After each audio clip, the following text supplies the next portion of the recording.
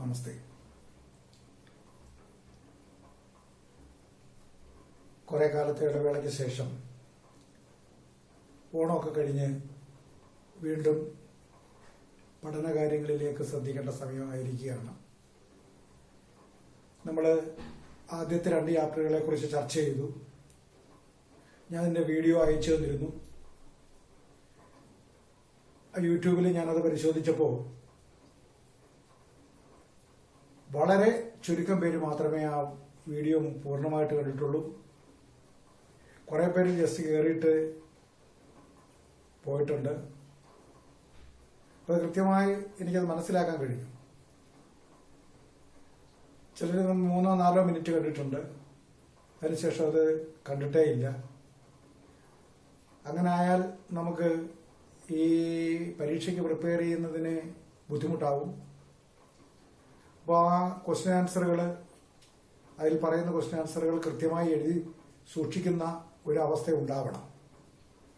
കുറച്ചുകൂടെ സീരിയസ് ആയിട്ട് കാര്യത്തെ കാണണം. കണ്ടു കഴിഞ്ഞാൽ ബാക്കി അടുത്ത ദിവസം അല്ലെങ്കിൽ സൗകര്യപ്രദമായി പിന്നീട് അത് വീണ്ടും ബാക്കിയുള്ളത് കാണാനും മനസ്സിലാക്കാനും വർക്ക് ചെയ്യാനും ശ്രമിക്കുക. അടുത്ത ചാപ്റ്ററുകളുടെ വീഡിയോസ് ഇങ്ങനെ വന്നു കഴിഞ്ഞാൽ ഏറ്റവും ഒടുവിൽ ഇതെല്ലാം കൂടെ കാണാനും അത് പ്രിപ്പയർ ചെയ്ത് പരീക്ഷയ്ക്ക് എഴുതാനും കഴിയാത്ത ഒരു അവസ്ഥാവിശേഷം ഉണ്ടാവും. പലരും ഇത് കയറി കഴിയുമ്പോൾ ഇത് ഞാൻ കണ്ടു എന്ന് കരുതുന്ന ഒരർത്ഥത്തിലാണോ എന്ന് എനിക്കറിയത്തില്ല. 1 മിനിറ്റ്, 2 മിനിറ്റ്, 3 മിനിറ്റ് ഒക്കെ കണ്ട ആൾക്കാരുണ്ട്. അതിനുശേഷം മടക്കി വെച്ച ആൾക്കാരുണ്ട്. അപ്പോൾ എന്തെങ്കിലും ആവട്ടെ, എല്ലാവരും ഓണമൊക്കെ നല്ലതുപോലെ ആഘോഷിച്ചു കാണും എന്ന് പ്രതീക്ഷിക്കുന്നു. 3ാമത്തെ ചാപ്റ്ററിലേക്ക് കടക്കുകയാണ്. ആസൂത്രിത രാഷ്ട്രീയത്തിന്റെ വികസനം അല്ലെങ്കിൽ ആസൂത്രിത വികസനത്തിന്റെ രാഷ്ട്രീയം, പൊളിറ്റിക്സ് ഓഫ് പ്ലാൻഡ് ഡെവലപ്മെന്റ്. അതാണ് നമുക്ക് 3rd ചാപ്റ്ററിൽ പഠിക്കാനുള്ളത്. വികസനം എന്നാൽ എന്താണ്? വികസനം എന്നാൽ ലളിതമായ ഭാഷയിൽ പറഞ്ഞാൽ ഒരു രാഷ്ട്രത്തെ സംബന്ധിച്ചിടത്തോളം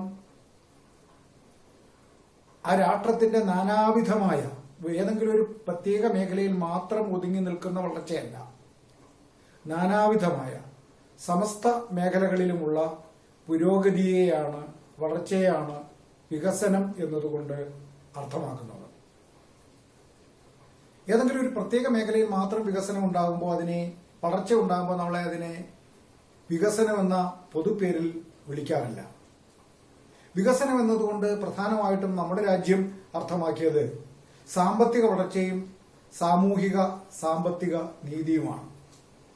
എന്താണ് വികസനം എന്നതുകൊണ്ട് സ്വാതന്ത്ര്യാനന്തര ഭാരതം ലക്ഷ്യമിടുന്നത് എന്ന് ചോദിച്ചാൽ,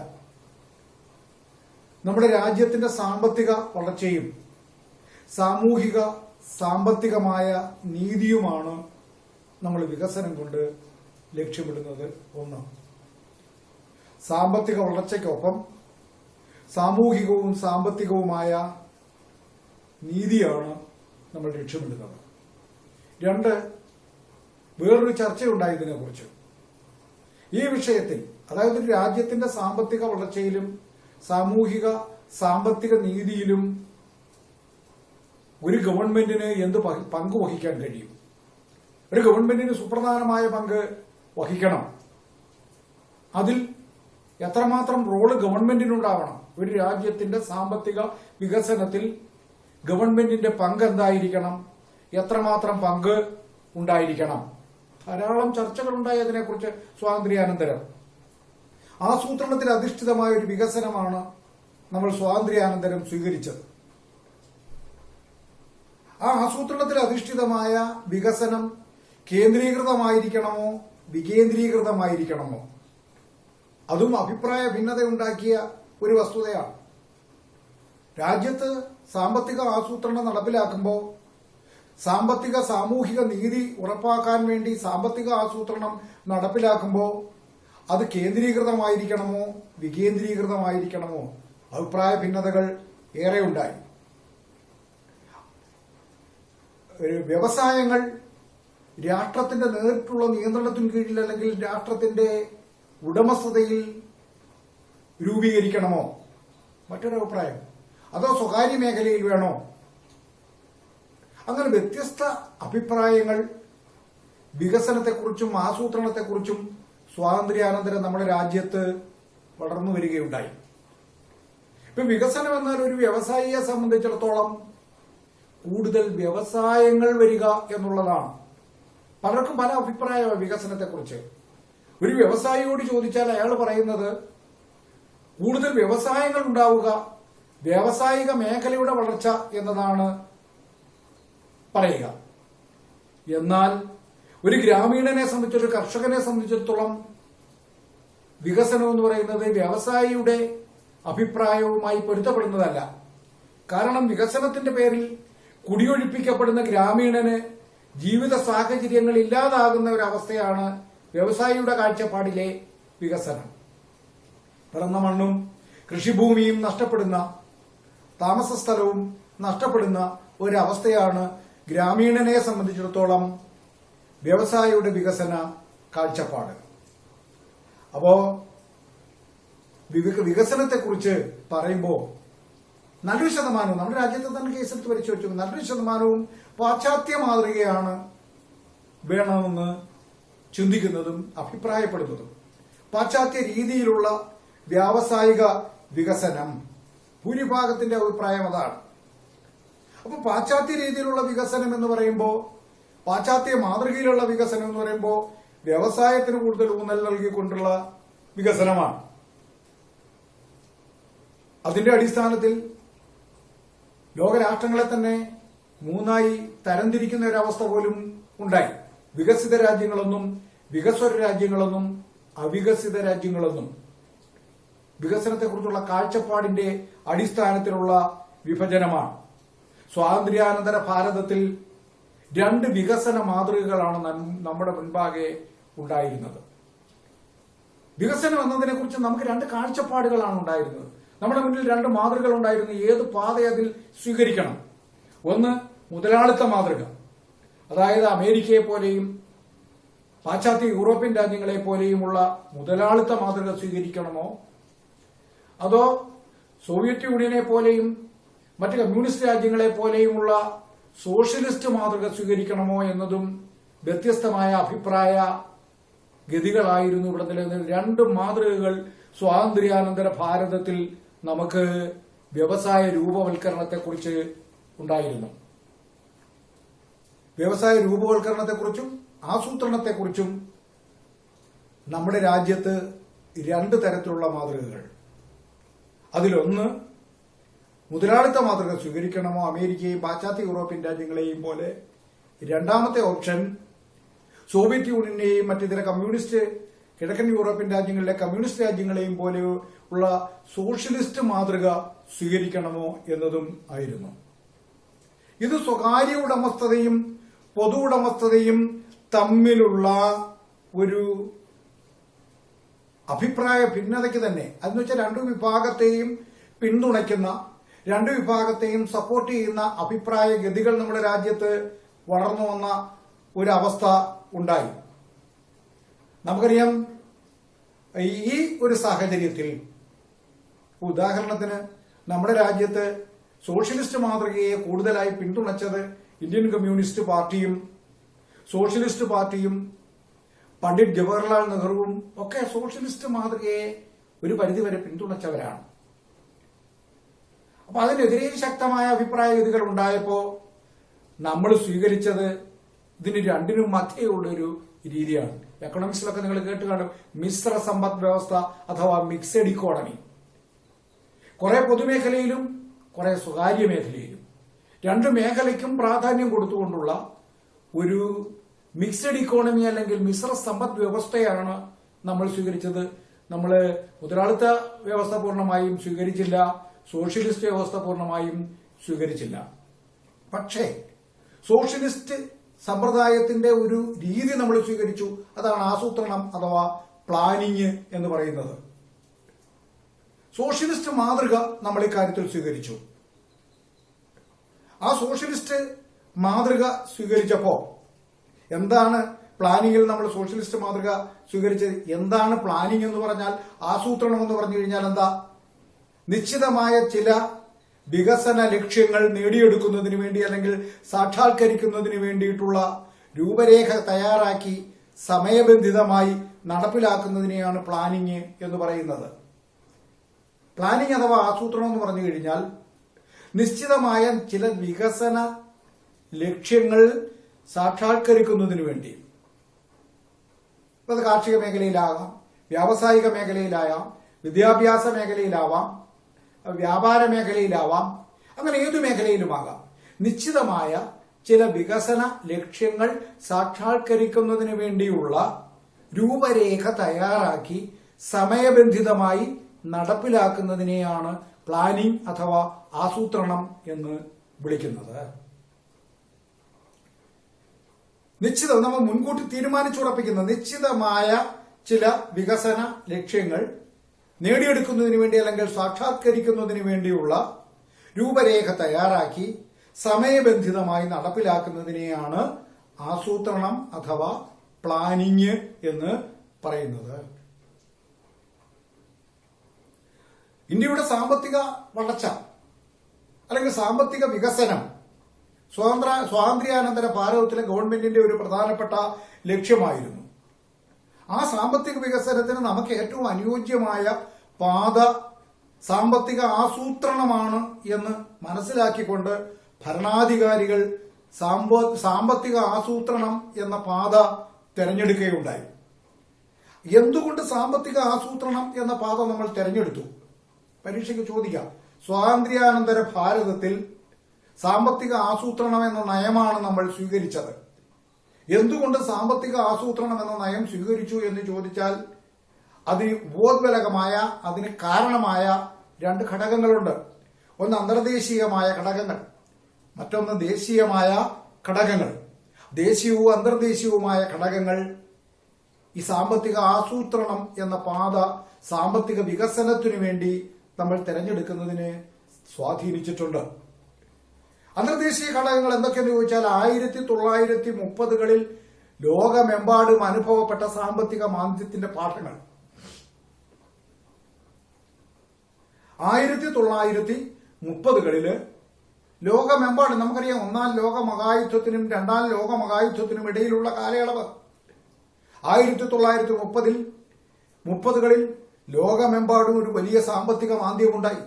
ആ സാമ്പത്തിക മാന്ദ്യത്തിന്റെ പാഠങ്ങൾ നമ്മളെ സാമ്പത്തിക ആസൂത്രണം എന്ന ആശയം സ്വീകരിക്കുന്നതിന് പ്രേരിപ്പിച്ച ഘടകമാണ്. രണ്ടാമത് നമ്മളെ ആ രീതി സ്വീകരിക്കാൻ പ്രേരിപ്പിച്ച ഘടകം സോവിയറ്റ് യൂണിയന്റെ സാമ്പത്തിക ആസൂത്രണത്തിലൂടെയുള്ള ഞൊടിയിടയിലുള്ള വളർച്ച. നമുക്കറിയാം, യൂറോപ്പിലെ ഏറ്റവും വലിയ രാജ്യം, ലോകത്തെ ഏറ്റവും വലിയ രാജ്യമായിരുന്നെങ്കിലും സാമ്പത്തികമായി ഏറ്റവും പിന്നോക്കാവസ്ഥയിലേക്ക് നിന്നിരുന്ന ഒരു രാജ്യമായിരുന്നു റഷ്യ. റഷ്യൻ വിപ്ലവത്തിന് ശേഷം സോവിയറ്റ് യൂണിയൻ രൂപീകരിക്കപ്പെടുകയും ആ സോവിയറ്റ് യൂണിയന്റെ സാമ്പത്തിക ആസൂത്രണം നടപ്പിലാക്കുകയും ചെയ്തപ്പോൾ ത്വരിതഗതിയിൽ സോവിയറ്റ് യൂണിയൻ സാമ്പത്തിക വളർച്ച നേടി. സാമ്പത്തിക ആസൂത്രണം എന്ന നയം ഇന്ത്യ സ്വീകരിക്കുന്നതിന്റെ രണ്ടാമത്തെ കാരണം അതാണ്. ഒന്നാമത്തത് 1930കളിൽ ലോകമെമ്പാടും ഉണ്ടായ സാമ്പത്തിക മാന്ദ്യത്തിൽ നിന്നുള്ള പാഠങ്ങൾ. രണ്ട്, ത്വരിതഗതിയിൽ സോവിയറ്റ് യൂണിയൻ സാമ്പത്തിക ആസൂത്രണത്തിലൂടെ നേടിയെടുത്ത സാമ്പത്തികമായ വളർച്ച. മൂന്നാമത്തത് 1944ൽ ബോംബെയിലെ 8 വ്യവസായികൾ ചേർന്ന് പ്രഖ്യാപിച്ച ബോംബെ പദ്ധതി, തയ്യാറാക്കിയ ബോംബെ പദ്ധതി. ആ 8 വ്യവസായികളിൽ നമ്മുടെ ഒരു മലയാളി ഉണ്ടായിരുന്നു. ഓർത്തിരിക്കുക, പുസ്തകത്തിലതില്ല. ജോൺ മത്തായി എന്ന് പറയുന്നൊരു വ്യവസായി ഉണ്ടായിരുന്നു, മലയാളിയായിരുന്നു. ടാറ്റായുടെയും ബിർളയുടെയും ഒക്കെ പുരുഷോത്തം ദാസിന്റെ ഒക്കെ കൂടെ ഒരു മലയാളി വ്യവസായി ഉണ്ടായിരുന്നു, ജോൺ മത്തായി. അപ്പോൾ ബോംബെ പദ്ധതിയിൽ ഒരു മലയാളി ഉണ്ടായിരുന്നു എന്നുള്ളതാണ് പ്രത്യേകത. 1944ൽ ബോംബെയിലെ ഈ 8 വൻകിട വ്യവസായികൾ ചേർന്ന് പ്രഖ്യാപിച്ച ബോംബെ പദ്ധതിയും സാമ്പത്തിക ആസൂത്രണം എന്ന ആശയത്തെ സ്വാധീനിച്ച ഘടകങ്ങളാണ്. ഇവയുടെയൊക്കെ സ്വാധീനഫലമായി, ഈ ദേശീയവും അന്തർദേശീയവുമായ ഘടകങ്ങളുടെ സ്വാധീനഫലമായി ഇന്ത്യയിൽ ആസൂത്രണത്തിൽ അധിഷ്ഠിതമായ പഞ്ചവത്സര പദ്ധതികൾ ആവിഷ്കരിച്ച് നടപ്പിലാക്കാൻ തീരുമാനമെടുത്തു. പദ്ധതികൾ തയ്യാറാക്കുന്നതിന് വേണ്ടി 1950 മാർച്ച് 15 ആസൂത്രണ കമ്മീഷൻ രൂപീകരിക്കപ്പെട്ടു. 1950 മാർച്ച് 15 ആസൂത്രണ കമ്മീഷൻ ഇന്ത്യയിൽ രൂപീകൃതമാകുന്നത്. 1950 മാർച്ച് 15 ആസൂത്രണ കമ്മീഷൻ. ആസൂത്രണ കമ്മീഷന്റെ അധ്യക്ഷൻ, ചെയർമാൻ പ്രധാനമന്ത്രിയാണ്. അങ്ങനെയെങ്കിൽ ആദ്യത്തെ ആസൂത്രണ കമ്മീഷന്റെ ചെയർമാൻ പണ്ഡിറ്റ് ജവഹർലാൽ നെഹ്റു ആയിരുന്നു. അപ്പൊ അങ്ങനെ ആസൂത്രണ കമ്മീഷൻ രൂപീകരിക്കപ്പെട്ടു. ഇന്ന് ആ ആസൂത്രണ കമ്മീഷൻ 2014 ആസൂത്രണ കമ്മീഷൻ നിർത്തലാക്കി. അതിന്റെ സ്ഥാനത്ത് പുതിയൊരു സ്ഥാപനം വന്നു. ഒരുപക്ഷെ അല്ല, നിങ്ങൾക്കറിയാതെ നീതി ആയോഗ്. ആസൂത്രണ കമ്മീഷന് പകരമായി കൊണ്ടുവന്ന ഘടകമാണ് നീതി ആയോഗ്. നീതി NITI, national institute of transforming India എന്നാണ് അതിന്റെ full form. National institute of transforming India. അപ്പൊ ആസൂത്രണ കമ്മീഷന് പകരമായി 2015 നിലവിൽ വന്നത്. 2014 ഇത് നിർത്തലാക്കി. 2015 ജാനുവരി 1 നീതി ആയോഗ് നിലവിൽ വരുന്നത്. 2015 ജാനുവരി 1 ആസൂത്രണ കമ്മീഷന് പകരമായി നീതി ആയോഗ് നിലവിൽ വന്നു. 2014 നിർത്തലാക്കിയതിനു ശേഷം ആ നീതി ആയോഗിന്റെ ചെയർമാനും പ്രധാനമന്ത്രിയാണ്. ആ പ്രധാനമന്ത്രിയെ കൂടാതെ ഒരു വൈസ് ചെയർമാനുണ്ട് നീതി ആയോഗിന്. ആ നീതി ആയോഗിന്റെ വൈസ് ചെയർമാൻ രാജീവ് കുമാറാണ്. നീതി ആയോഗിന്റെ വൈസ് ചെയർമാൻ രാജീവ് കുമാറാണ്. ഇതുകൂടാതെ ചീഫ് എക്സിക്യൂട്ടീവ് ഓഫീസർ CEO എന്നൊരു പദവി, പ്രധാന പദവിയുമുണ്ട്. CEO, chief executive officer Amitabh Kant ആണ്. നീതി ആയോഗിന്റെ chief executive officer CEO Amitabh Kant ആണ്. അപ്പൊ ആസൂത്രണ കമ്മീഷൻ രൂപം നൽകി. 1950 മാർച്ച് 15 ആസൂത്രണ കമ്മീഷൻ രൂപം നൽകി. ഇന്ത്യയിൽ പഞ്ചവത്സര പദ്ധതികൾ നടപ്പിലാക്കുന്നതിന് വേണ്ടി ഒരു ഉപദേശക സ്വഭാവമുള്ള ഘടകമാണ് ഈ ആസൂത്രണ കമ്മീഷൻ. അവരുടെ ജോലി എന്തൊക്കെയാണ്? ആസൂത്രണ കമ്മീഷന്റെ ജോലികൾ എന്തൊക്കെ? പദ്ധതിയെ രൂപീകരിക്കപ്പെടുന്ന അല്ലെങ്കിൽ നടപ്പിലാക്കാൻ ഉദ്ദേശിക്കുന്ന പദ്ധതിയുടെ തയ്യാറാക്കൽ, അവ നടപ്പിലാക്കൽ എന്നിവ സംബന്ധിച്ച് നിർദ്ദേശങ്ങൾ തയ്യാറാക്കി സമർപ്പിക്കുക. അതാണ് അവരുടെ പ്രധാനപ്പെട്ട ചുമതല. പദ്ധതിയുടെ കരട് തയ്യാറാക്കി അതിന്റെ നടപ്പ് സംബന്ധിച്ച നിർദ്ദേശങ്ങൾ തയ്യാറാക്കി ഗവൺമെന്റിന് സമർപ്പിക്കുക എന്നതാണ് ഒന്നാമത്തെ അവരുടെ പ്രധാനപ്പെട്ട ജോലി. ഏതൊക്കെ പദ്ധതികളാണ്? കാർഷിക മേഖലയിലായാലും വ്യാവസായിക മേഖലയിലായാലും വാണിജ്യ മേഖലയിലായാലും ഏതെല്ലാം മേഖലകളിലായാലും എന്തൊക്കെ പദ്ധതികൾ നടപ്പിലാക്കണം, ആ പദ്ധതികൾ തയ്യാറാക്കുക, ആ പദ്ധതികൾ എങ്ങനെ നടപ്പിലാക്കും എന്നിവയെ സംബന്ധിച്ച നിർദ്ദേശങ്ങൾ തയ്യാറാക്കി ഗവൺമെന്റിന് സമർപ്പിക്കലാണ് ആസൂത്രണ കമ്മീഷന്റെ ചുമതല. അതനുസരിച്ച് ആദ്യത്തെ പഞ്ചവത്സര പദ്ധതി നടപ്പിലാക്കപ്പെട്ടു. 1951 മുതൽ 56 വരെയുള്ള കാലയളവിലാണ് ഒന്നാം പഞ്ചവത്സര പദ്ധതി. 1951 മുതൽ 56 വരെയുള്ള കാലയളവ് ഒന്നാം പഞ്ചവത്സര പദ്ധതി. 1951 ഡിസംബറിൽ പദ്ധതിയുടെ കരട് പ്രസിദ്ധീകരിച്ചു. ഇത് തയ്യാറാക്കിയത് ഡോക്ടർ KN രാജാണ്. പ്രശസ്ത ധനകാര്യ വിദഗ്ധനായ ഡോക്ടർ KN രാജന്റെ നേതൃത്വത്തിൽ ഒന്നാം പഞ്ചവത്സര പദ്ധതിയുടെ കരട് തയ്യാറാക്കി ഗവൺമെന്റിന് സമർപ്പിച്ചു. KN രാജാണ്, ഡോക്ടർ സാമ്പത്തിക വിദഗ്ധനായ ഡോക്ടർ KN രാജാണ് ഇതിന് ഏറ്റവും കൂടുതൽ നേതൃത്വം നൽകിയത് അല്ലെങ്കിൽ പ്രാധാന്യം നൽകിയത്. ഒന്നാം പഞ്ചവത്സര പദ്ധതിയുടെ പ്രധാന ലക്ഷ്യം എന്ന് പറയുന്നത് രാജ്യത്തെ ദാരിദ്ര്യ ചക്രത്തിൽ നിന്നും മോചിപ്പിക്കുക. നമ്മുടെ രാജ്യത്തെ ജനങ്ങളിൽ ഭൂരിപക്ഷവും പട്ടിണിയും അർദ്ധപട്ടിണിയും അനുഭവിക്കുന്നവരായിരുന്നു. അങ്ങനെയുള്ള രാജ്യത്തെ മഹാഭൂരിപക്ഷം വരുന്ന ജനങ്ങളെ ദാരിദ്ര്യ ചക്രത്തിൽ നിന്നും മോചിപ്പിക്കുക എന്ന ലക്ഷ്യമായിരുന്നു ഒന്നാം പഞ്ചവത്സര പദ്ധതിക്ക് ഉണ്ടായിരുന്നത്. ഇപ്പോൾ ഒന്നാം പഞ്ചവത്സര പദ്ധതിയുടെ ലക്ഷ്യങ്ങൾ എന്തൊക്കെയെന്ന് ചോദിച്ചാൽ നമ്മൾ ഇങ്ങനെ അക്കൗട്ട് പറയണം. മറ്റൊരു പ്രധാനപ്പെട്ട കരടിലൊരു നിർദ്ദേശമുണ്ടായിരുന്നു, ലക്ഷ്യമുണ്ടായിരുന്നു. ഇന്ത്യ ആദ്യത്തെ 2 ദശകങ്ങളിൽ വികസനത്തിൽ സാവധാനം മുന്നേറണം, എടുത്തുചാട്ടം പാടില്ല എന്ന നിലപാടാണ് ഈ വികസനത്തിൽ സ്വീകരിച്ചത്. ആദ്യത്തെ 2 ദശാബ്ദങ്ങൾ സാവധാനം വേണം മുന്നേറാൻ. ഇല്ലെങ്കിൽ സ്വാതന്ത്ര്യത്തിലൂടെ നമ്മൾ നേടിയെടുത്ത് സ്ഥാപിച്ച ജനാധിപത്യ വ്യവസ്ഥിതി അപകടത്തിലാകും എന്ന് രാഷ്ട്ര നേതാക്കന്മാർക്ക് ഉത്തമ ബോധ്യമുണ്ടായിരുന്നു. അപ്പൊ രാജ്യത്ത് സ്ഥാപിക്കപ്പെട്ട ജനാധിപത്യ പ്രക്രിയയ്ക്ക് കോട്ടം തട്ടാതെ സാവധാനത്തിലുള്ള വികസനമാണ്, മുന്നേറ്റമാണ് ലക്ഷ്യമിട്ടത്. മൂന്നാമതായി കാർഷിക മേഖലയുടെ പുരോഗതി. ഒന്നാം പഞ്ചവത്സര പദ്ധതി ലക്ഷ്യമിട്ടത് കാർഷിക മേഖലയുടെ സമഗ്രമായ പുരോഗതിയാണ്. ഡാമുകളും മറ്റ് ജലസേചന സൗകര്യങ്ങളും വർദ്ധിപ്പിക്കുക. രാജ്യത്തെ കാർഷിക മേഖലയുടെ വികസനത്തിന്റെ ഭാഗമായി പരമാവധി ബൃഹത്തായ രീതിയിൽ ഡാമുകളും ജലസേചന സൗകര്യങ്ങളും വർദ്ധിപ്പിക്കുക. അടുത്ത ലക്ഷ്യം ദേശീയ വരുമാനം വർദ്ധിപ്പിക്കുക. രാജ്യത്തിന്റെ ദേശീയ വരുമാനം വർദ്ധിപ്പിക്കുക. അതിലെല്ലാം ഉപരി ഭൂപരിഷ്കരണത്തിന് പ്രാധാന്യം നൽകുക. കാരണം ഇന്ത്യയിലെ അന്നത്തെ അവസ്ഥ, സ്വാതന്ത്ര്യം നേടിയെങ്കിലും കർഷകരിൽ നല്ലൊരു ശതമാനവും ഭൂരഹിതരായിരുന്നു. വൻകിട ജന്മിമാരുടെ കൈവശമായിരുന്നു കാർഷിക ഭൂമി മുഴുവൻ. അപ്പോ അങ്ങനെ വൻകിട ജന്മിമാരുടെ കരങ്ങളിൽ കേന്ദ്രീകരിക്കപ്പെട്ടിരിക്കുന്ന കാർഷിക ഭൂമിയിൽ നിന്നും പാട്ടത്തിന് കൃഷിയെടുത്ത് കൃഷി ചെയ്യുന്ന പാട്ടകർഷകനെ കുടിയിറക്കുന്ന അവസ്ഥ ഒഴിവാക്കുന്നതിനു വേണ്ടി ഭൂപരിഷ്കരണം നടപ്പിലാക്കുക എന്നതും ഒന്നാം പഞ്ചവത്സര പദ്ധതിയുടെ ലക്ഷ്യങ്ങളിൽ പ്രധാനപ്പെട്ടത് ആയിരുന്നു. എന്നാൽ ദൗർഭാഗ്യകരമെന്ന് പറയട്ടെ, ഈ മഹത്തായ ലക്ഷ്യങ്ങൾ ഇന്ത്യയെ ദാരിദ്ര്യചക്രത്തിൽ നിന്ന് മോചിപ്പിക്കുന്ന കാര്യത്തിലും ഇന്ത്യയെ സാവധാനം വികസനത്തിലേക്ക് കൊണ്ടുപോയി ജനാധിപത്യത്തെ അപകടപ്പെടുത്താതിരിക്കാൻ ശ്രമിക്കുക എന്ന ലക്ഷ്യത്തിലും കാർഷിക മേഖലയിലെ മറ്റിതര പുരോഗതികളിലും ദേശീയ വരുമാനം വർദ്ധിപ്പിക്കുന്ന കാര്യത്തിലും ഭൂപരിഷ്കരണ കാര്യത്തിലും ഒക്കെ ലക്ഷ്യമിട്ടുകൊണ്ട് നടപ്പിലാക്കപ്പെട്ട ഒന്നാം പഞ്ചവത്സര പദ്ധതി പൂർണ്ണ വിജയമായിരുന്നില്ല. കുറെ നേട്ടങ്ങളുണ്ടായി, കാർഷിക മേഖലയിൽ കുറെ പുരോഗതികളും മാറ്റങ്ങളും ഉണ്ടായി.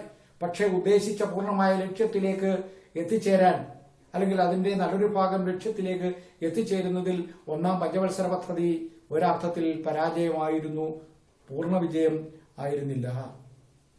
ഇത്തരം സാഹചര്യത്തിലാണ് രണ്ടാം പഞ്ചവത്സര പദ്ധതിയെക്കുറിച്ച് നമ്മൾ ചിന്തിക്കുന്നത്. രണ്ടാം പഞ്ചവത്സര പദ്ധതിയെക്കുറിച്ച് ചിന്തിച്ചപ്പോൾ നമ്മൾ രാജ്യത്തിന്റെ വികസനത്തിന് ഏറ്റവും പറ്റിയത്, ഉതകുന്നത് വ്യാവസായിക മേഖലയ്ക്ക് കൂടുതൽ പ്രാധാന്യം നൽകലാണ് എന്നൊരു ചിന്താഗതി ഉണ്ടായി. ത്വരിതഗതിയിലുള്ള വ്യവസായ വികസനമാണ് രണ്ടാം പഞ്ചവത്സര പദ്ധതി ലക്ഷ്യമിട്ടത്. രണ്ടാം പഞ്ചവത്സര പദ്ധതിയുടെ പ്രധാനപ്പെട്ട ലക്ഷ്യം അതായിരുന്നു. രണ്ടാം പഞ്ചവത്സര പദ്ധതി നടപ്പിലാക്കുന്നതിന് വേണ്ട നിർദ്ദേശങ്ങൾ നൽകിയതിൽ സ്വാധീനിക്കപ്പെട്ട ഒരു ഘടകം തമിഴ്നാട്ടിലെ ആവടിയിൽ വെച്ച് കൂടിയ കോൺഗ്രസിന്റെ സമ്മേളനം. തമിഴ്നാട്ടിലെ ആവടി എന്ന് പറയുന്ന സ്ഥലത്ത് വെച്ച് കിടന്ന കോൺഗ്രസിന്റെ സമ്മേളനത്തിൽ അവർ അംഗീകരിച്ച ഒരു നയമുണ്ട്. ആ നയം എന്ന് പറയുന്നത് സോഷ്യലിസ്റ്റ് മാതൃകയിലുള്ള ഒരു സമൂഹം ഇന്ത്യയിൽ കെട്ടിപ്പടുക്കുക എന്നുള്ളതാണ്. ആവടി സോഷ്യലിസം എന്ന ചുരുക്കപ്പേരിൽ അത് അറിയപ്പെടുന്നു. ഇന്ത്യൻ നാഷണൽ കോൺഗ്രസിന്റെ തമിഴ്നാട്ടിലെ ആവടിയിൽ വെച്ച് നടന്ന സമ്മേളനത്തിൽ സോഷ്യലിസ്റ്റ് മാതൃകയിലുള്ള ഒരു സമൂഹം ഇന്ത്യയിൽ ഉണ്ടാക്കുക എന്നതായിരുന്നു. അതുകൊണ്ട് അതിനെ ആവടി സോഷ്യലിസം എന്ന് നമ്മൾ ചുരുക്കപ്പേരിൽ വിളിക്കാറുണ്ട്. അപ്പൊ ഈ ആവടി സോഷ്യലിസവും അതോടൊപ്പം തന്നെ ഇത് തയ്യാറാക്കിയവരുടെ സ്വാധീനവും പ്രധാനപ്പെട്ട ഘടകങ്ങളായിരുന്നു, അല്ലെങ്കിൽ ഈ രണ്ടാം പഞ്ചവത്സര പദ്ധതിയെ സ്വാധീനിച്ച ഘടകങ്ങളായിരുന്നു. രണ്ടാം പഞ്ചവത്സര പദ്ധതിയെ സ്വാധീനിച്ച ഒന്നാമത്തെ ഘടകം ആവടി സോഷ്യലിസം. കോൺഗ്രസിന്റെ തമിഴ്നാട്ടിലുള്ള ആവടി എന്ന സ്ഥലത്ത് വെച്ച് നടന്ന സമ്മേളനത്തിൽ സ്വീകരിച്ച നയം എന്തായിരുന്നു? ആ നയം ഒരു സോഷ്യലിസ്റ്റ് മാതൃകയിലുള്ള സമൂഹം ഇന്ത്യയിൽ കെട്ടിപ്പടുക.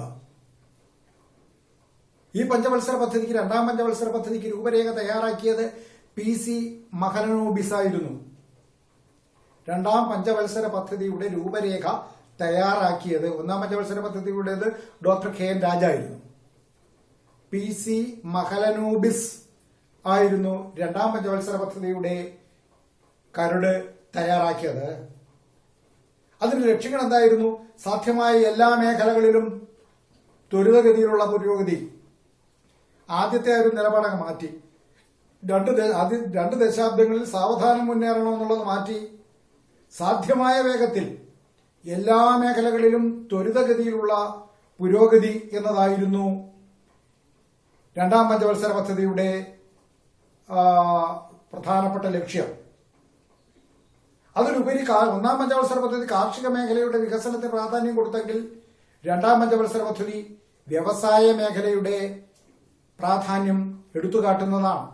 വ്യവസായ മേഖലയ്ക്കാണ് കൂടുതൽ പ്രാധാന്യം കൊടുത്തത്. മറ്റൊരു പ്രധാനപ്പെട്ട പ്രത്യേകത രണ്ടാം പഞ്ചവത്സര പദ്ധതിയുടെ പൊതുമേഖലയ്ക്ക് കൂടുതൽ പ്രാധാന്യം നൽകപ്പെട്ടു. സ്വകാര്യ മേഖലയേക്കാൾ കൂടുതൽ പൊതുമേഖലയ്ക്ക് ഊന്നൽ നൽകി. ഉദാഹരണത്തിന് വൈദ്യുതി, റെയിൽവേ, വാർത്താവിനിമയ മേഖല, ഇരുമ്പുരുക്ക് വ്യവസായം തുടങ്ങിയവയൊക്കെ പൊതുമേഖലയിൽ ആരംഭിക്കുന്നതിന് ഏറ്റവും ശക്തമായ നിലപാട് സ്വീകരിക്കപ്പെട്ടത് രണ്ടാം പഞ്ചവത്സര പദ്ധതി കാലയളവിലാണ്. പൊതുമേഖലയ്ക്ക് ഏറ്റവും കൂടുതൽ ഊന്നൽ നൽകിയ ഒരു പഞ്ചവത്സര പദ്ധതിയാണ് രണ്ടാം പഞ്ചവത്സര പദ്ധതി. അത് വൈദ്യുത മേഖലയിലായാലും ഇന്ത്യൻ റെയിൽവേയുടെ കാര്യത്തിലായാലും ഇരുമ്പുരുക്ക് വ്യവസായ മേഖലയുടെ കാര്യത്തിലായാലും വാർത്താവിനിമയ മേഖലകളിലായാലും ഒക്കെ പൊതുമേഖലയ്ക്ക് കൂടുതൽ പ്രാധാന്യം നൽകി. അതോടൊപ്പം രണ്ടാം പഞ്ചവത്സര പദ്ധതി ആഭ്യന്തര വ്യവസായ സംരക്ഷണം എന്ന നയം സ്വീകരിച്ചു. ആഭ്യന്തര വ്യവസായ സംരക്ഷണം എന്ന് പറഞ്ഞാൽ ഇവിടുത്തെ വ്യവസായത്തെ സംരക്ഷിക്കുകയും നിലനിർത്തുകയും ചെയ്യുന്ന സമീപനം. ആഭ്യന്തര വ്യവസായ സംരക്ഷണം. എങ്ങനെ ആഭ്യന്തര വ്യവസായത്തെ സംരക്ഷിക്കുക? ഇവിടെ ഉൽപ്പാദിപ്പിക്കുന്ന ഉൽപ്പന്നങ്ങൾക്ക് വ്യാപകമായ പ്രചാരണവും വിപണന സൗകര്യങ്ങളും ഒരുക്കുക. ഇറക്കുമതി ചെയ്യുന്ന സാധനങ്ങൾക്ക് കൂടുതൽ നികുതി ഏർപ്പെടുത്തുക. ഇപ്പൊ ഇവിടെ നമ്മൾ ഉൽപ്പാദിപ്പിക്കുന്ന ഒരു സാധനം ഇതിനേക്കാൾ കുറഞ്ഞ വിലയ്ക്ക് പുറത്തുനിന്ന് ഇവിടേക്ക് ഇറക്കുമതി ചെയ്യുകയാണെങ്കിൽ ഇവിടെയുള്ള ഉൽപാദനത്തിന്റെ ഡിമാൻഡ് കുറയുകയും അത് ഉൽപ്പാദിപ്പിക്കുന്ന വ്യവസായശാലയെ ദോഷകരമായി ബാധിക്കുകയും ചെയ്യും.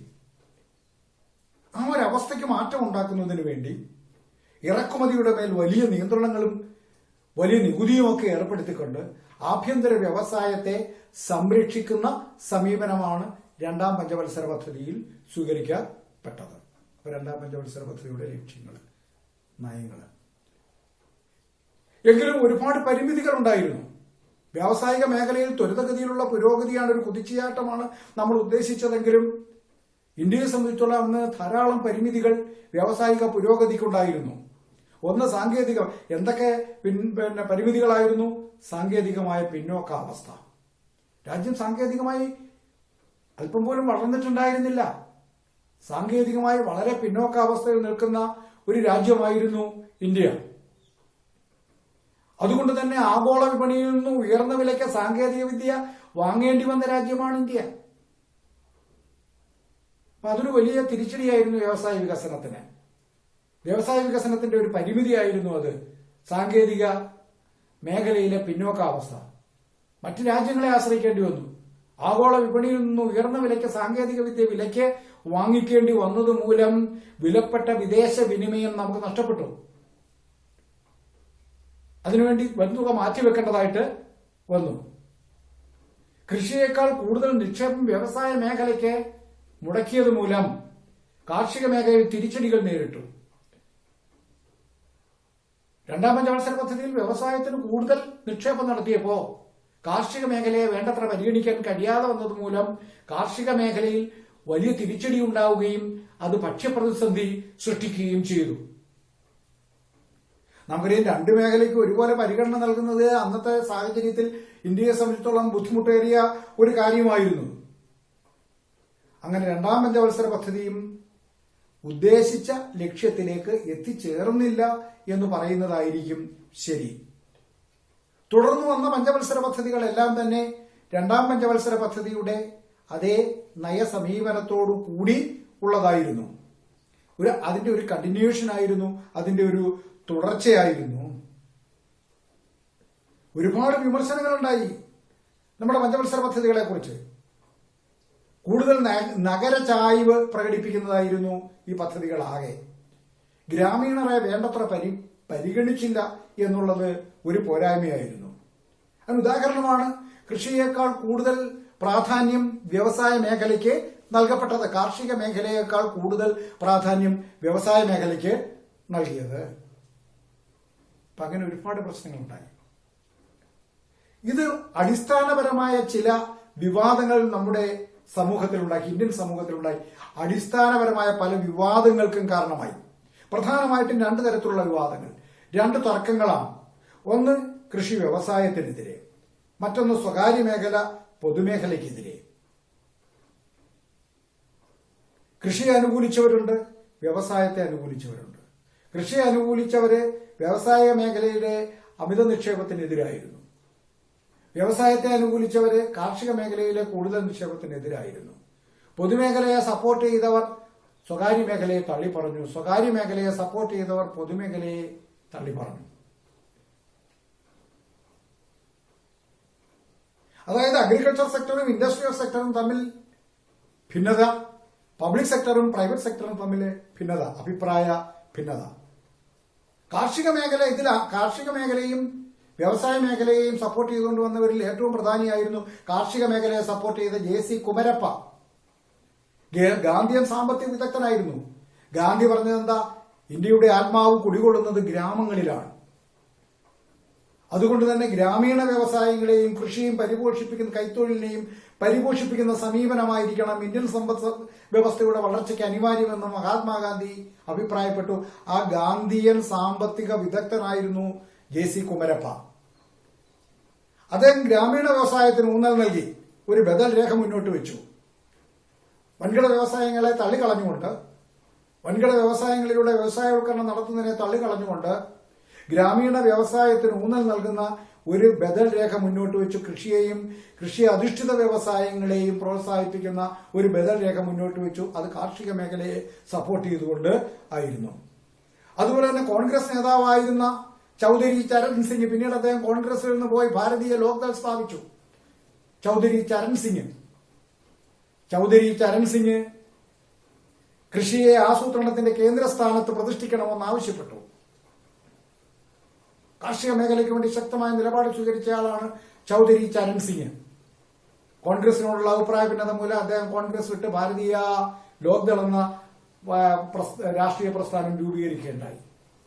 അപ്പൊ ചൌധരി ചരൺ സിംഗിനെ പോലെയും JC കുമരപ്പയെ പോലെയും ഉള്ളവർ കാർഷിക മേഖലയെ പിന്തുണച്ചപ്പോ വ്യാവസായിക മേഖലയെ പിന്തുണച്ചവരെ വ്യാവസായിക മേഖലയിലെ ഉത്പാദന കാർഷിക മേഖലയുടെ പരാജയത്തിന് കാരണം അല്ലെങ്കിൽ പിന്നോക്കാവസ്ഥയ്ക്ക് കാരണം നയങ്ങളില്ലാത്തതല്ല, അവ ഫലപ്രദമായി നടപ്പിലാക്കാത്തതാണ് കാർഷിക മേഖലയുടെ പിന്നോക്കാവസ്ഥയ്ക്ക് കാരണം.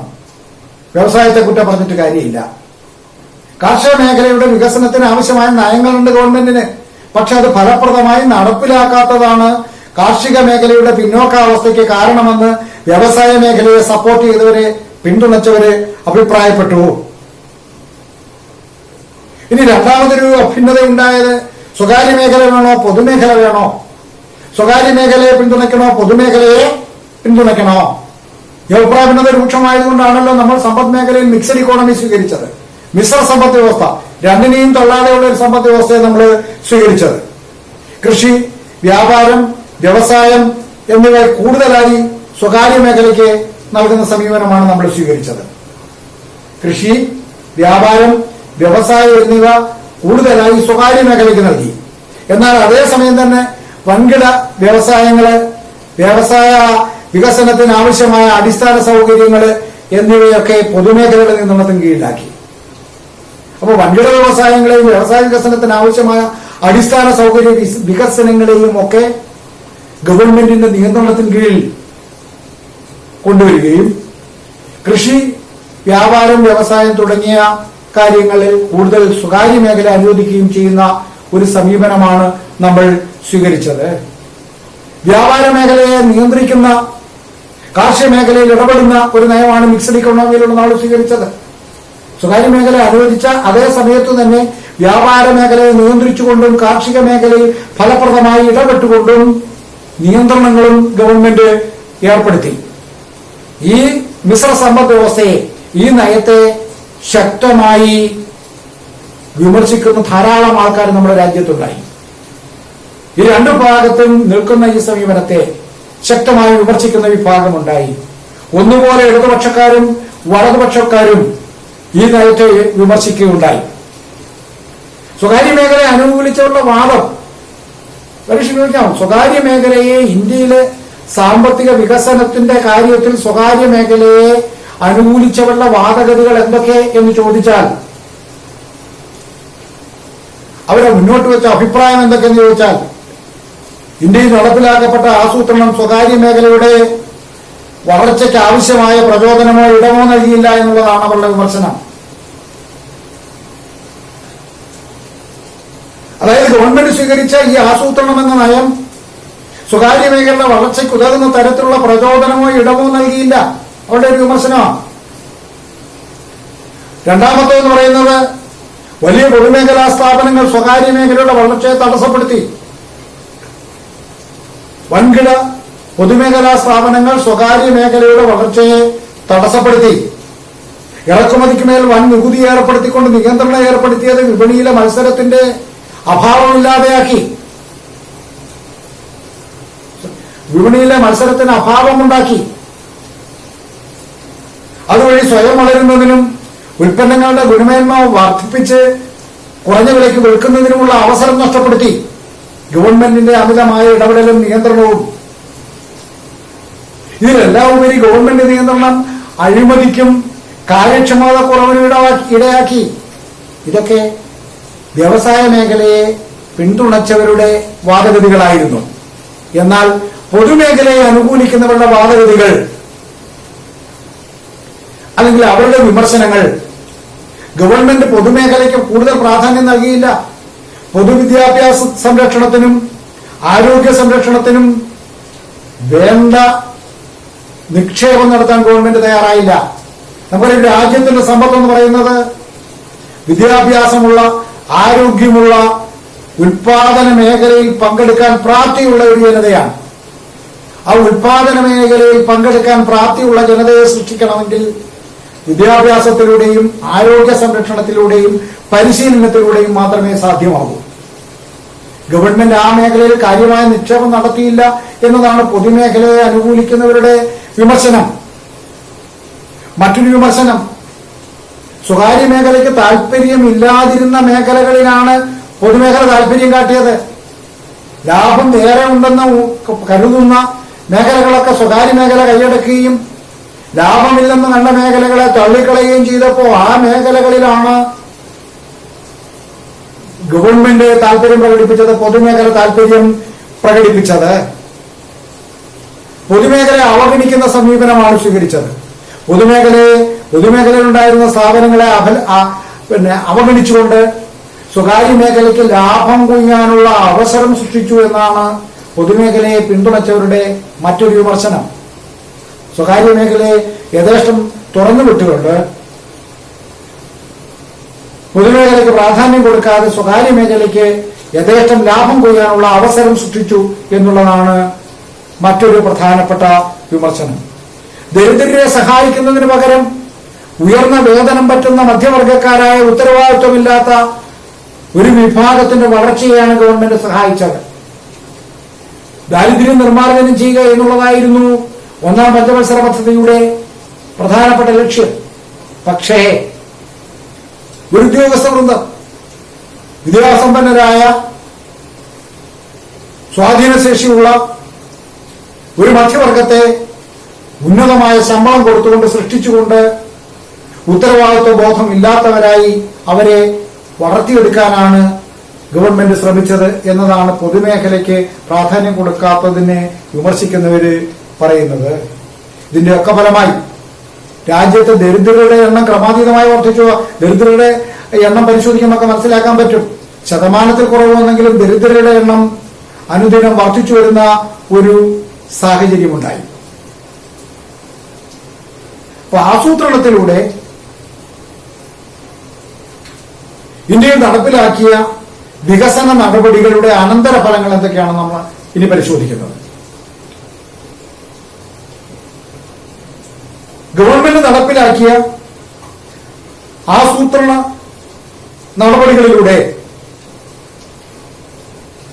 രാജ്യത്തുണ്ടായ മാറ്റങ്ങൾ, അതിന്റെ അനന്തര ഫലങ്ങൾ എന്തൊക്കെ? നമ്മുടെ ഗവൺമെന്റ് ഭൂപരിഷ്കരണം നടപ്പിലാക്കാൻ ലക്ഷ്യമിട്ടിരുന്നു. പക്ഷെ ഫലപ്രദമായ രീതിയിൽ രാജ്യങ്ങൾക്ക് എല്ലായിടത്തും അതിന് ഗുണഫലങ്ങളുമുണ്ട്, ദോഷഫലങ്ങളുമുണ്ട്.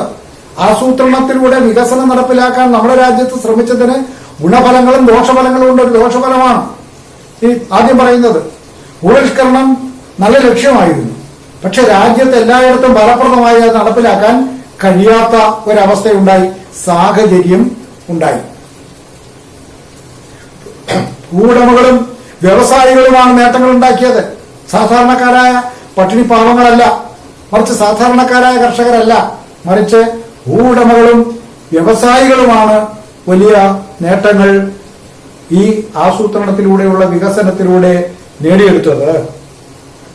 എന്നിരുന്നാലും ഇന്ത്യയുടെ ഭാവി സാമ്പത്തിക വളർച്ചയ്ക്ക് അടിത്തറയിട്ടത് ഈ ആസൂത്രണത്തിലൂടെയുള്ള വികസനമാണെന്നതിൽ തർക്കമില്ല.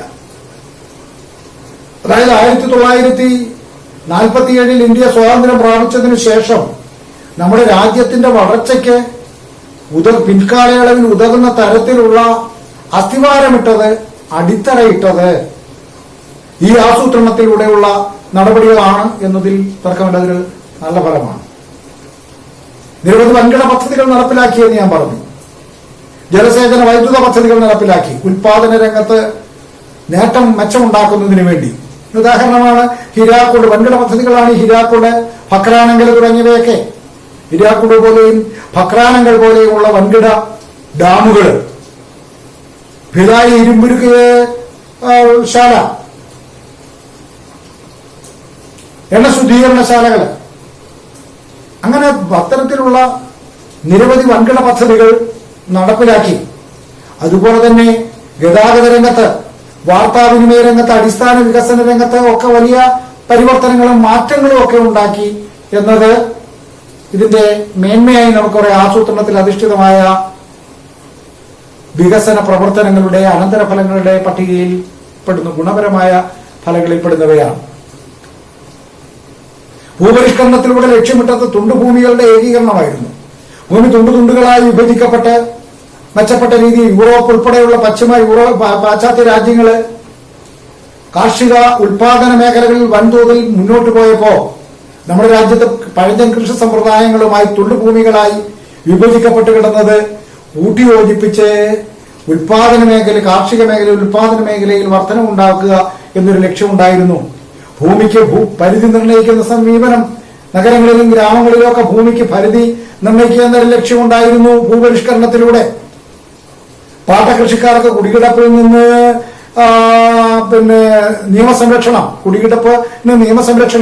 അവരെ ഏത് സമയം ഇറക്കിവിടുന്ന അവസ്ഥയിൽ നിന്നുള്ള നിയമസംരക്ഷണം, ഇതൊക്കെ ഭൂപരിഷ്കരണത്തിലൂടെ ലക്ഷ്യമിട്ടു. ഞാൻ പറഞ്ഞു, അത്തരം കാര്യങ്ങളിൽ ലക്ഷ്യമിട്ടെങ്കിലും വേണ്ടത്ര ഫലപ്രാപ്തിയിൽ രാജ്യമെമ്പാടും ഭൂപരിഷ്കരണം നടപ്പിലാക്കുന്നതിൽ ഗവൺമെന്റ് വേണ്ടത്ര വിജയിച്ചില്ല എന്ന് പറയുന്നതായിരിക്കും ശരി, അല്ലെങ്കിൽ ഫലപ്രദമായി വിജയിച്ചില്ല എന്ന് പറയുന്നതായിരിക്കും ശരി.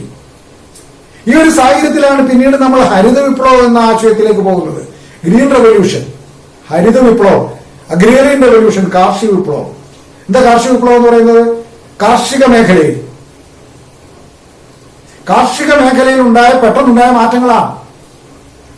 അതായത് കാർഷിക മേഖലയിൽ കരങ്ങൾ കൊണ്ടും മറ്റു ഉൽപ്പാദിപ്പിച്ചിരുന്ന സ്ഥാനത്ത് യന്ത്രങ്ങൾ ഉപയോഗിച്ചുകൊണ്ടും കൂട്ടുകൃഷി സമ്പ്രദായത്തിലൂടെയും അത്യുൽപാദന ശേഷിയുള്ള വിത്തിനങ്ങളിലൂടെയും കീടനാശിനികളുടെ പ്രയോഗത്തിലൂടെയും ശാസ്ത്രീയ കൃഷി സമ്പ്രദായങ്ങളിലൂടെയും ഒക്കെ ഉൽപാദന മേഖലയിൽ വരുത്തിയ മാറ്റങ്ങളെ മൊത്തത്തിലാണ് ഹരിത വിപ്ലവം അല്ലെങ്കിൽ കാർഷിക വിപ്ലവം എന്ന പേരിൽ അറിയപ്പെടുന്നത്. നമ്മളെ കാർഷിക വിപ്ലവത്തിലേക്ക് പോകാൻ കാരണം നമുക്കറിയാം, കാർഷിക വിപ്ലവം എന്ന് പറയുന്നത് അതിനും നൂറ്റാണ്ടുകൾക്ക് മുമ്പ് യൂറോപ്പിൽ ആരംഭിച്ച ഒരു സംഭവ വികാസമാണ്. പക്ഷെ 1960കളോടെയാണ് നമ്മൾ അതിനെക്കുറിച്ച് ചിന്തിക്കുന്നത്. നമ്മൾ 1960കളോടെ കാർഷിക വിപ്ലവത്തെക്കുറിച്ച് ചിന്തിക്കാനിടയായ സാഹചര്യങ്ങൾ എന്താണ് എന്ന് ചോദിച്ചാൽ ചോദ്യം, കാർഷിക വിപ്ലവത്തിലേക്ക് ഇന്ത്യയെ നയിച്ച സാഹചര്യങ്ങൾ എന്തൊക്കെ? ഒന്നാമത്തത് 1960കളിൽ ഇന്ത്യ നേരിട്ട രൂക്ഷമായ ഭക്ഷ്യപ്രതിസന്ധി. ഭക്ഷ്യധാന്യങ്ങൾ വേണ്ടത്ര ലഭ്യമല്ലാത്ത ഒരവസ്ഥ. എങ്ങനെയാ ഭക്ഷ്യധാന്യങ്ങൾ ഇല്ലാതെ വന്നത്? 1965-67 കാലയളവില് ഇന്ത്യയിൽ കൊടും വരൾച്ചയുണ്ടായി. ക്രമാതീതമായ ജനസംഖ്യാ വർധനവ് രേഖപ്പെടുത്തപ്പെട്ടു. 60കളിൽ 1962 ഇന്ത്യയും ചൈനയും തമ്മിൽ യുദ്ധമുണ്ടായി. 1965 ഇന്ത്യയും പാകിസ്ഥാനും തമ്മിൽ യുദ്ധമുണ്ടായി. ഈ കാരണങ്ങളാണ് രൂക്ഷമായ ഭക്ഷ്യപ്രതിസന്ധി സൃഷ്ടിച്ചത്. 1965-ലും 67ലും രൂക്ഷമായ വരൾച്ചയുണ്ടായി. 60കളിൽ വൻതോതിലുള്ള ജനസംഖ്യാ വർധനവ് ഇന്ത്യ സാക്ഷ്യം വഹിച്ചു. 1962 ഇന്ത്യയും ചൈനയും തമ്മിൽ യുദ്ധത്തിലേർപ്പെട്ടു, അല്ലെങ്കിൽ ചൈന ഇന്ത്യയെ ആക്രമിച്ചു. 1965 ഇന്ത്യയും പാകിസ്ഥാനും തമ്മിൽ യുദ്ധമുണ്ടായി. അങ്ങനെ 60കൾ പ്രശ്ന സങ്കീർണമായിരുന്നു. ഈ പ്രശ്നങ്ങൾ ഇന്ത്യയിൽ രൂക്ഷമായ ഭക്ഷ്യ പ്രതിസന്ധി സൃഷ്ടിച്ചു. രാജ്യത്ത് പട്ടിണി മരണങ്ങൾ സർവ്വസാധാരണമായി. വിശേഷിച്ച് ബീഹാറിലൊക്കെ ആയിരങ്ങൾ പട്ടിണി മൂലം മരിച്ചു. 60കളിലെ സംഭവ ഭക്ഷ്യക്ഷാമം മൂലം. ഈ അവസരത്തിൽ ഇന്ത്യയെ സംബന്ധിച്ചോളം അഭിമാനം പണയം വെച്ചുകൊണ്ട് വിദേശ സഹായം സ്വീകരിക്കാനും ഭക്ഷ്യധാന്യങ്ങൾ ഇറക്കുമതി ചെയ്യുന്നതിനും ഇടവരുത്തി. നമ്മുടെ രാജ്യത്തിന് വലിയ അപമാനമായിരുന്നു അത്. വിദേശ രാജ്യങ്ങളുടെ മുന്നിൽ ഭക്ഷ്യധാന്യങ്ങൾക്ക് വേണ്ടി കൈനീട്ടുന്ന അവസ്ഥ. ഇത്തരൊരവസ്ഥയിൽ പുതിയ കാർഷിക തന്ത്രം സ്വീകരിക്കാൻ, ഹരിത വിപ്ലവത്തിന്റെ പാത സ്വീകരിക്കാൻ നമ്മൾ നിർബന്ധിതമായി. എന്തായിരുന്നു ഹരിത വിപ്ലവത്തിന്റെ ലക്ഷ്യങ്ങൾ? ഒന്ന്, ഹരിത വിപ്ലവത്തിന്റെ ലക്ഷ്യങ്ങളിൽ ഏറ്റവും പ്രധാനപ്പെട്ടത് ഭക്ഷ്യോൽപാദനത്തിൽ സ്വയം പര്യാപ്തത നേടുക. ഭക്ഷ്യോൽപാദനത്തിൽ നമുക്കാവശ്യമായ ഭക്ഷ്യധാന്യങ്ങൾ നമ്മൾ തന്നെ ഉൽപ്പാദിപ്പിക്കുക. അതിന് ലക്ഷ്യമിട്ടുകൊണ്ട് സമ്പന്ന കർഷകർക്കും അതുപോലെ തന്നെ വൻതോതിൽ മൂലധനം മുടക്കി കൃഷി ചെയ്യാൻ തയ്യാറായവർക്കും വൻ സഹായം ഗവൺമെന്റ് നൽകി. ജലസേചന മേഖലയ്ക്ക് വൻ സാമ്പത്തിക സഹായം നൽകി. സമ്പന്ന കർഷകർക്ക് വൻ സാമ്പത്തിക സഹായം നൽകി. ഭക്ഷ്യോന്യ ഉൽപാദനത്തിൽ സ്വയം പര്യാപ്തത നേടുക എന്നുള്ളതായിരുന്നു ഇതിന്റെ പ്രധാനപ്പെട്ടത്. രണ്ടാമത്തത്, അത്യുൽപാദന ശേഷിയുള്ള വിത്തിനങ്ങൾ കർഷകർക്ക് വിതരണം ചെയ്തു. പഴഞ്ചൻ കൃഷി സമ്പ്രദായങ്ങൾ അവഗണിക്കപ്പെട്ടു, മാറ്റപ്പെട്ടു. രാസവളങ്ങളും കീടനാശിനികളും കുറഞ്ഞ നിരക്കിൽ കർഷകർക്ക് ലഭ്യമാക്കി, സബ്സിഡി നൽകി ലഭ്യമാക്കി. ഇനി അതിലെല്ലാം ഉപരി കർഷകർ ഉൽപ്പാദിപ്പിച്ചു കഴിഞ്ഞാൽ കർഷകർ ഉൽപ്പാദിപ്പിച്ച ഉൽപ്പന്നങ്ങൾ നിശ്ചിത വിലയ്ക്ക് ഗവൺമെന്റ് ഏറ്റെടുക്കുമെന്ന് ഉറപ്പ് നൽകി. ഇതൊക്കെ കാർഷിക അല്ലെങ്കിൽ ഹരിത വിപ്ലവവുമായി ബന്ധപ്പെട്ട ലക്ഷ്യങ്ങളും വാഗ്ദാനങ്ങളുമാണ്. ഇതിന്റെ ഫലങ്ങൾ എന്താ? ഇതിനും ഗുണഫലങ്ങളും ദോഷഫലങ്ങളും ഉണ്ടായി. കാർഷിക വിപ്ലവത്തിൽ നിന്ന് ഏറ്റവും നേട്ടമുണ്ടാക്കിയത്, ഹരിത വിപ്ലവത്തിൽ നിന്ന് ഏറ്റവും നേട്ടമുണ്ടാക്കിയത് ഭൂപ്രഭുക്കന്മാരും സമ്പന്ന കർഷകരുമായിരുന്നു. വൻ നേട്ടങ്ങൾ ഉണ്ടാക്കിയത് ഈ വിഭാഗമായിരുന്നു, ഭൂപ്രഭുക്കന്മാരും സമ്പന്ന കർഷകരുമായിരുന്നു. ഒരു നല്ല ഫലം എന്ന് പറയുന്നത് ഭക്ഷ്യധാന്യങ്ങളുടെ ലഭ്യത വർദ്ധിച്ചു, ഭക്ഷ്യധാന്യങ്ങളുടെ ഉൽപാദനം വർദ്ധിച്ചു. പക്ഷെ അതേസമയം തന്നെ ദോഷകരമായ മറ്റൊരു ഫലമുണ്ടായി. പ്രദേശങ്ങളും വർഗങ്ങളും തമ്മിലുള്ള അന്തരം വർദ്ധിച്ചു. സാമ്പത്തികമായി ഉയർന്ന പ്രദേശങ്ങൾ, കാർഷികമായി ഉയർന്ന പ്രദേശങ്ങൾ, താഴ്ന്ന പ്രദേശങ്ങൾ, അവർ തമ്മിൽ ശത്രുത ഉണ്ടാകുന്നതിന് കാരണമായി. വർഗങ്ങൾ തമ്മിൽ എന്ന് വെച്ചാൽ ഭൂവുടമകളും കുടിയാന്മാരും തമ്മിൽ, അല്ലെങ്കിൽ വൻകിട കർഷകരും കർഷക തൊഴിലാളികളും തമ്മിൽ, വർഗങ്ങൾ തമ്മിലുള്ള അന്തരം വർദ്ധിക്കുന്നതിനത് കാരണമായി. കാർഷിക വിപ്ലവം അല്ലെങ്കിൽ ഹരിത വിപ്ലവം കൊണ്ട് ഏറ്റവും നേട്ടമുണ്ടാക്കിയ നമ്മുടെ രാജ്യത്തെ പഞ്ചാബ്, ഹരിയാന, ഉത്തർപ്രദേശിന്റെ വടക്കൻ ഭാഗങ്ങൾ എന്നീ പ്രദേശങ്ങളാണ്. നമ്മുടെ പഞ്ചാബ് ഹരിയാനയൊക്കെ ഗോതമ്പിന്റെ നാട് എന്ന പേരിലാണ് അറിയപ്പെടുന്നത്. അപ്പൊ അങ്ങനെ ഗോതമ്പിന്റെ നാടെന്ന് അറിയപ്പെടുന്ന പഞ്ചാബ്, ഹരിയാന, അതുപോലെ തന്നെ ഉത്തർപ്രദേശിന്റെ വടക്കൻ ഭാഗങ്ങൾ ഒക്കെ കാർഷിക മേഖലയിൽ വലിയ കുതിച്ചുചാട്ടം ഉണ്ടാക്കി. എന്നാൽ ബാക്കിയുള്ള ഭാഗങ്ങൾ കാർഷികമായി പിന്നോക്കം തന്നെ നിലനിൽക്കുന്ന ഒരവസ്ഥ നമ്മുടെ രാജ്യത്ത് നിലനിന്നു. കർഷകരുടെ ഒരു മധ്യവർഗത്തിന്റെ ഉയർച്ച ഉണ്ടാകുന്നതിന് ഹരിത വിപ്ലവം ഇടവരുത്തി. അതായത് ഇടനിലക്കാരായി ഒരു ഇടത്തട്ട് വർഗം, സമ്പന്ന വർഗം കർഷകരുടെ ഇടയിൽ വളർന്നു വരുന്നതിന് ഹരിത വിപ്ലവം ഇടയാക്കി. ദരിദ്ര കർഷകരും ഭൂപ്രഭുക്കന്മാരും തമ്മിലുള്ള അന്തരം അതായത് അനുദിനം വർദ്ധിച്ചു വന്നു. എന്നുവെച്ചാൽ ഭൂമിയില്ലാത്ത, ഭൂമിയിൽ നിന്ന് ആട്ടിപ്പായിക്കപ്പെടുന്ന ഭൂരഹിതരായ കർഷകരും ഭൂപ്രഭുക്കന്മാരും തമ്മിലുള്ള അന്തരം അനുദിനം വർദ്ധിച്ചു വന്നത് നമുക്കറിയാം. 1960കളുടെ അന്ത്യത്തോടെ ഇന്ത്യയിൽ ഇടതുപക്ഷ പ്രസ്ഥാനങ്ങളുടെ വളർച്ചയ്ക്ക് കാരണമായിട്ട് മാറി.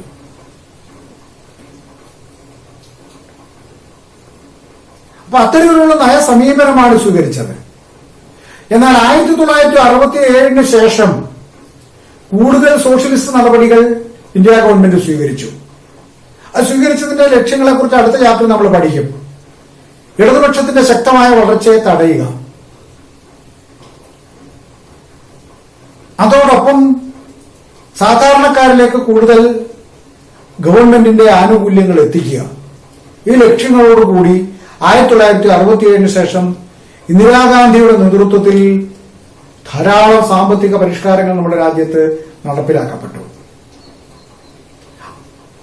കൂടുതൽ ശക്തമായ സോഷ്യലിസ്റ്റ് നടപടികളിലേക്ക് കടന്നു ഗവൺമെന്റ്. സ്വകാര്യ വ്യവസായങ്ങൾക്ക് മേൽ കർശനമായ നിയന്ത്രണം ഏർപ്പെടുത്തി. സ്വാതന്ത്ര്യം കൂടുതൽ ഉണ്ടായിരുന്ന സ്വകാര്യ വ്യവസായ മേഖലകൾക്ക് കർശനമായ നിയന്ത്രണങ്ങൾ, കൂച്ചുവിലങ്ങ് ഏർപ്പെടുത്തി. നമുക്കറിയാം, അതുപോലെയാണ് 14 ബാങ്കുകൾ ദേശസാൽക്കരിക്കപ്പെട്ടു. Nationalisation of 14 commercial banks. 14 സാധാരണക്കാരിലേക്ക് ബാങ്കിങ്ങിന്റെ സേവനങ്ങൾ എത്തിക്കുക എന്ന ലക്ഷ്യത്തോടെ 14 ബാങ്കുകൾ ദേശസാൽക്കരിച്ചു. അങ്ങനെ സാധാരണക്കാരായ ജനങ്ങളുടെ ഉന്നമനത്തിനു വേണ്ടി അവർക്ക് അനുകൂലമായി ധാരാളം പദ്ധതികൾ പ്രഖ്യാപിക്കപ്പെട്ട കാലയളവാണ് 1960കളുടെ അവസാന കാലഘട്ടം. അങ്ങനെ കൂടുതൽ ശക്തിയായി സോഷ്യലിസ്റ്റ് നടപടികളിലേക്ക് പോയെങ്കിലും അധികം വൈകാതെ രാജ്യത്ത് ഗുരുതരമായ സാമ്പത്തിക പ്രതിസന്ധി രൂപം കൊണ്ടു. അങ്ങനെ ആ ഗുരുതരമായ സാമ്പത്തിക പ്രതിസന്ധി രൂപം കണ്ടപ്പോ 1980കളോടുകൂടി ഈ സാമ്പത്തിക പ്രതിസന്ധിക്ക് പരിഹാരമെന്നുള്ള നിലയിൽ സ്വകാര്യ മേഖലയെ പരിപോഷിപ്പിക്കുക എന്ന ഒരു വാദഗതി നമ്മുടെ രാജ്യത്ത്, ലോകമെമ്പാടുമുള്ളതുപോലെ നമ്മുടെ രാജ്യത്തും വളർന്നു വന്നു. രാജ്യത്ത് നിലനിൽക്കുന്ന സാമ്പത്തിക പ്രതിസന്ധിയുടെ പരിഹാരം സ്വകാര്യ മേഖലയുടെ പരിപോഷണമാണ് എന്ന ചിന്താഗതി. അതിന്റെ ഭാഗമായി 1990കളുടെ ആദ്യത്തെ തുടക്കത്തിൽ നമ്മൾ പുത്തൻ സാമ്പത്തിക നയത്തിന് രൂപം നൽകി നമ്മുടെ രാജ്യത്തെ ഗവൺമെന്റ്. ആ പുത്തൻ സാമ്പത്തിക നയങ്ങൾക്ക് ഉദാഹരണങ്ങളാണ് ലിബറലൈസേഷൻ, പ്രൈവറ്റൈസേഷൻ, ഗ്ലോബലൈസേഷൻ എന്ന പേരുകളിൽ അറിയപ്പെടുന്നത്. അത് പിന്നീട് നമ്മൾ ഒരു ചാപ്റ്ററിൽ പഠിക്കും.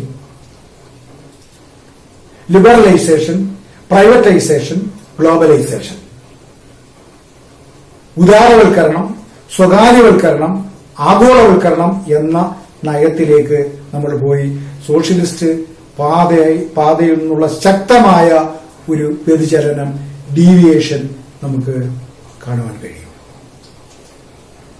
ഇത്രയാണ് നമുക്ക് 3ാമത്തെ ചാപ്റ്ററിൽ പഠിക്കാനുള്ളത്. ഈ ചാപ്റ്ററിന്റെ ക്ലാസ് കേൾക്കുന്ന അവസരത്തിൽ ഞാൻ പറഞ്ഞ ചോദ്യങ്ങളും അതുകൂടാതെ പുസ്തകത്തിന്റെ ആ ചാപ്റ്ററിലെ ഒടുവിൽ കൊടുത്തിരിക്കുന്ന ചോദ്യങ്ങളും അതിന്റെ കീഴും നോക്കി അതിന്റെ നോട്ട്സ് തയ്യാറാക്കി വെക്കണം. അധികം വൈകാതെ അടുത്ത ചാപ്റ്ററിന്റെ ക്ലാസ് ഉണ്ടായിരിക്കും. ഓക്കെ.